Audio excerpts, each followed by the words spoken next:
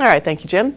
Well, it was a decade ago this week that a devastating ice storm hit our state, causing massive power outages and displaced homeowners. As we look back for the 10th anniversary of the ice storm of 1998, 4 past and present radio announcers reflect on what it was like to be the liaisons between Mainers in need. Ice. It was everywhere. The ice storm of '98 cut off power to more than 350,000 Maine citizens when it hit the state 10 years ago as a national disaster.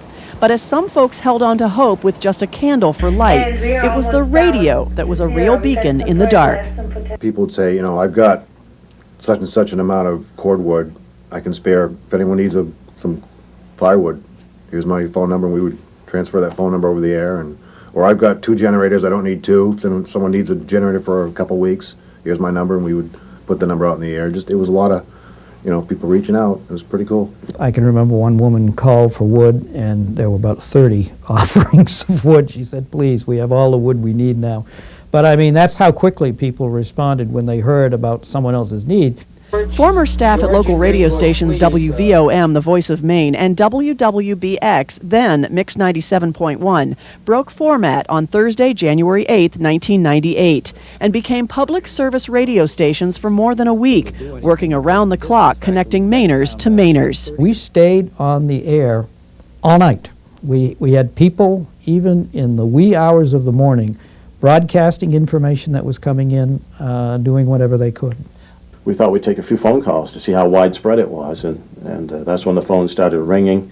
And we just decided at that point, how can you go back and play music and all that when people were calling in actually asking for help? It really taught me the power of radio in this case, where I was able to go back into the station and see that community come together. So for me personally, it taught me a lot of lessons about giving and compassion. Thousands of listeners that would otherwise wait in the silence, broken by only the eerie crackling of ice-covered branches, found a friend on the radio that connected them to the outside world.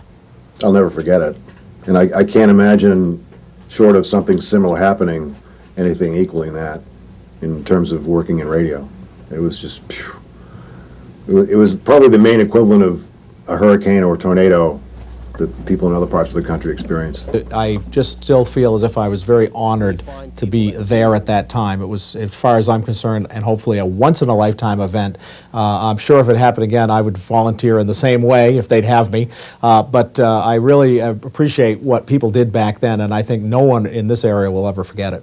The fact that we could be there and help people, and I look back at all the volunteers and co-workers like Dave and you and others. It's just to be part of it and to make a difference during what was a very horrible time.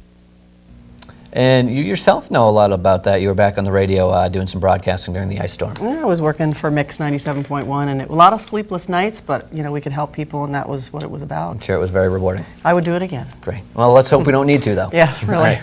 Well, coming up on your Bangor News, we'll take a look at what Maine organizations are doing to help assault victims for stalking awareness.